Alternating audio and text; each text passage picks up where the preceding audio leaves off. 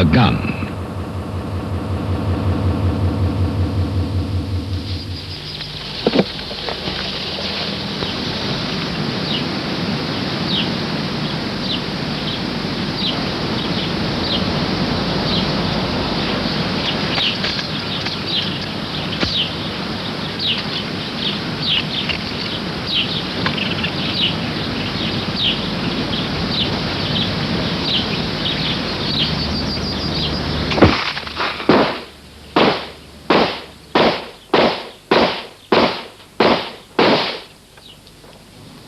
By the end of the 19th century, the pistol had arrived as a reasonable weapon, as a suitable companion for any officer in the field.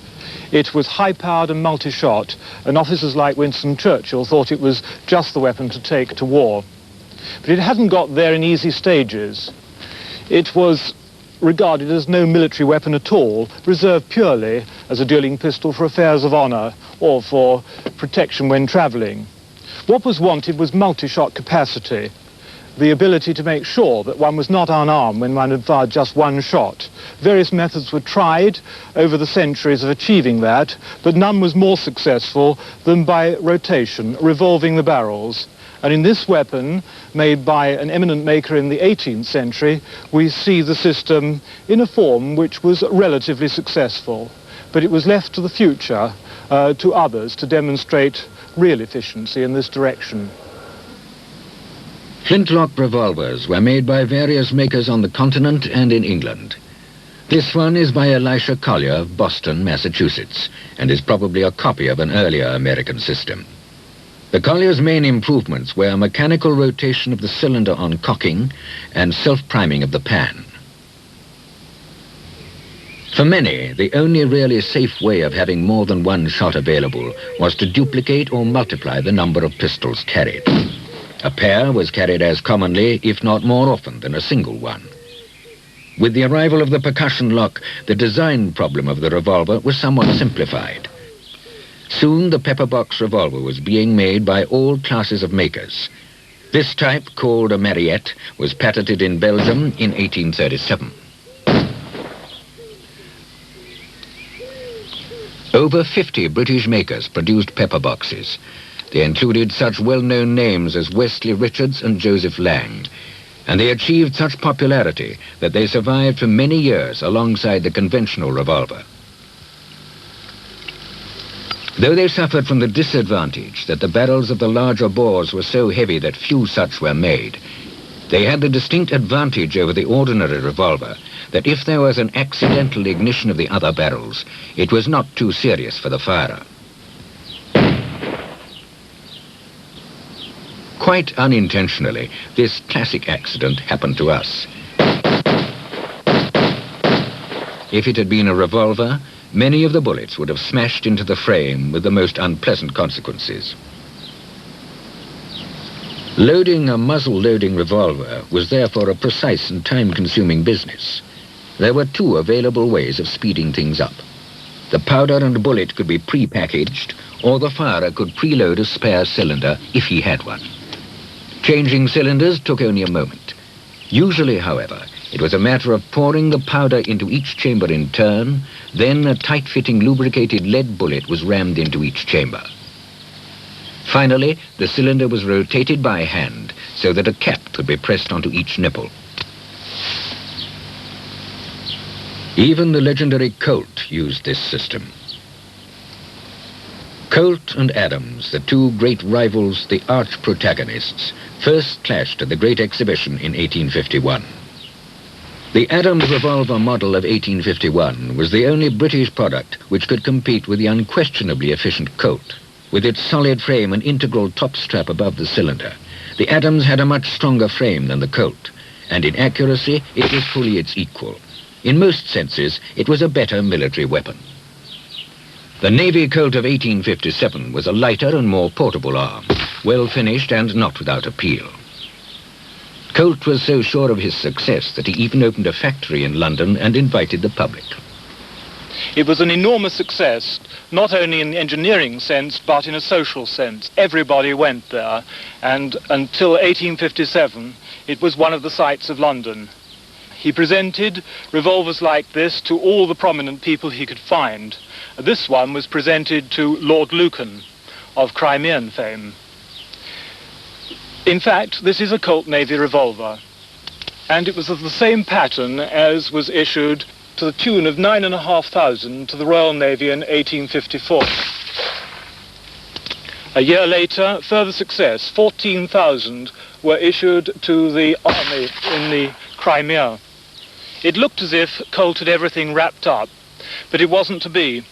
Adams came back, and this is his reply, the Beaumont Adams. It was a revolver used in the Crimean War with great success.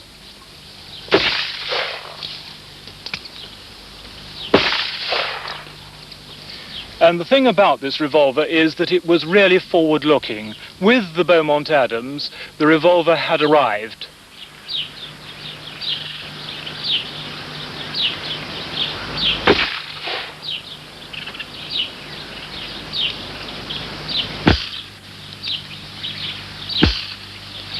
This is the famous Smith & Wesson 2.2 pistol of 1857, one of the most important weapons in the development of the gun in the 19th century, because this is the first popular breech-loading pistol.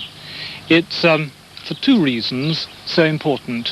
Firstly, in 1855, Smith & Wesson had acquired the Rollin-White patent for the bored-through cylinder, the obvious way to achieve breech-loading.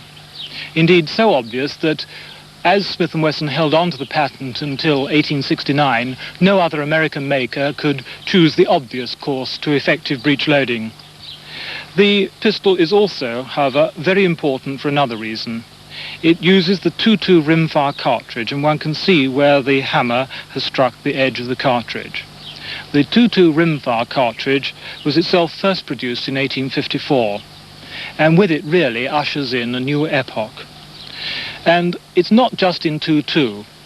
It appears also in 3.2 as a modest but quite effective cartridge, and in the larger calibers. Here we have it in 4.1 caliber in a Derringer, a gun which is very famous in its own right.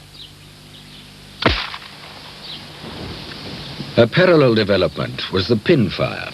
In a sense, it was the logical way of relating the striker to the cap. It was in fact invented by a Frenchman, Lefaucheux, in 1828, and is therefore one of the earliest of self-contained metallic cartridges. Remarkably, these were still being made up to the last war. The pinfire cartridge, which had been much favoured in the continent, has an obvious built-in disadvantage, the pin. It can be accidentally struck and the cartridge accidentally detonated, not very suitable for military purposes. The rimfire cartridge equally has problems associated with it. The amount of the initiating composition is considerable. What we were waiting for was a centerfire cartridge, and Potet in 1858 produced it. But it took some time to produce a decent cartridge for a service revolver. When it came, we had waited for quite some time. It wasn't until 1857, in fact, with the Mark I Adams that it came along. And in 1868, the Army received them. Well, it was a success, and other models followed. The Mark II Adams in 1871. And shortly after that, we came in 1878 to the Mark III.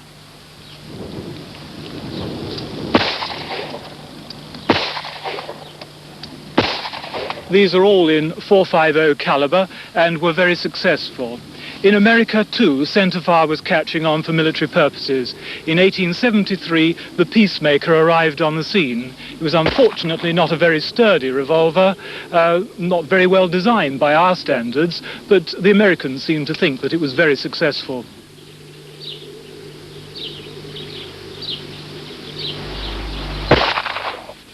The problem with the cartridge loading revolver was one of getting rid of the case having fired it. And in the 1880s Enfield 476 revolver, and this is one of them,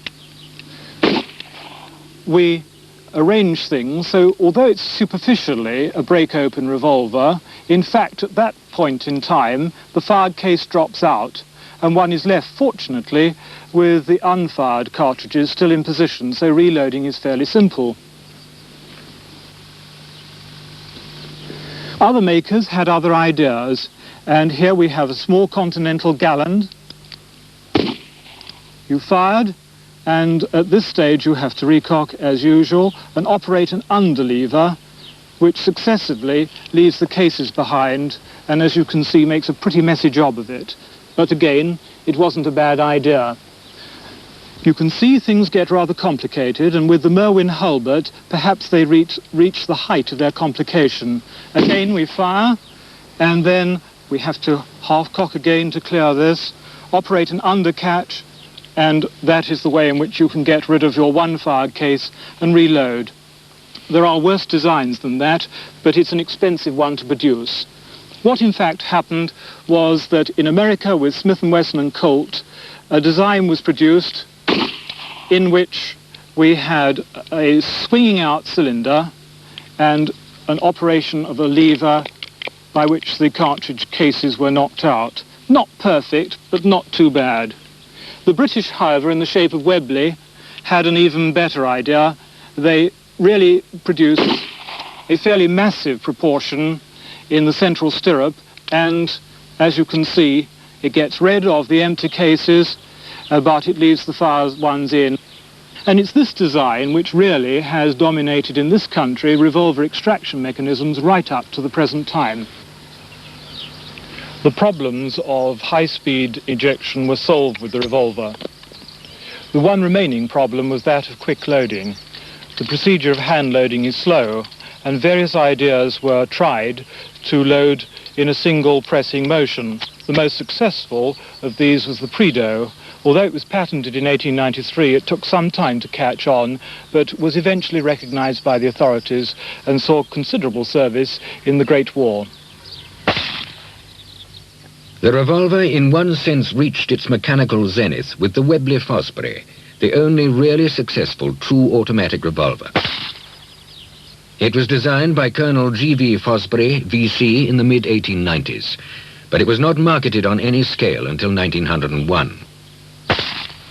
It successfully harnessed the recoil of the barrel and action to turn the cylinder. At the same time, the moving parts cocked the hammer ready for the next shot.